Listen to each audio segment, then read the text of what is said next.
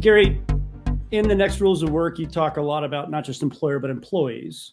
And I think objectively today, employees have more choice than they've ever had about where and when and how they work.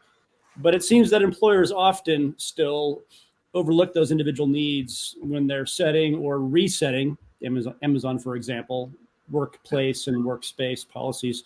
What are or what should the new rules of employee first workplace be? So that's a great question because when you ask questions, you always have a framing, right? And so we can take it from the hirer, the person paying for the work, or we can take it from the perspective of the worker and the one contributing for the work, or we can hopefully co-create.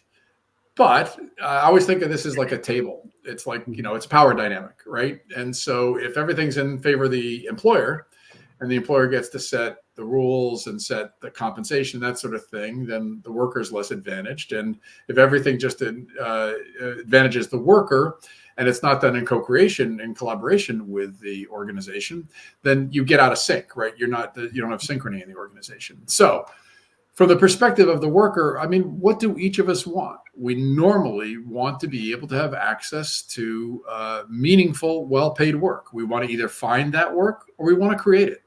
Mm-hmm. It's kind of simple. It's complicated in the implementation.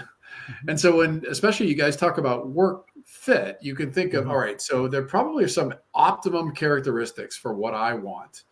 And if I know what those characteristics are, especially if I've done what we often call self-inventory, I know my own skills. I know my favorite skills, the ones I'm best at, and I'd love to use, what I call superpowers. I know the kind of people that I like to work with. I mean, all those W's, I know what's optimal for me.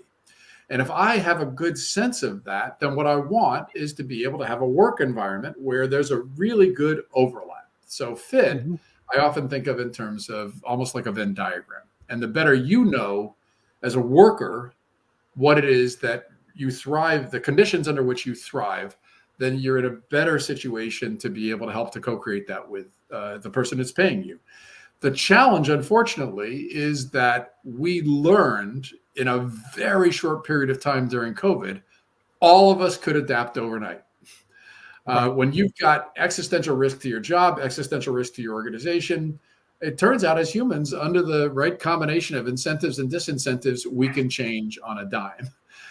But it was pretty predictable. I mean, I wrote about this in early 2020, that once those conditions changed back, many would bungee cord back to the old rules of work. And so that's what I think of when a lot of employers, you became successful because you worked your way up a hierarchy. You worked in a workplace.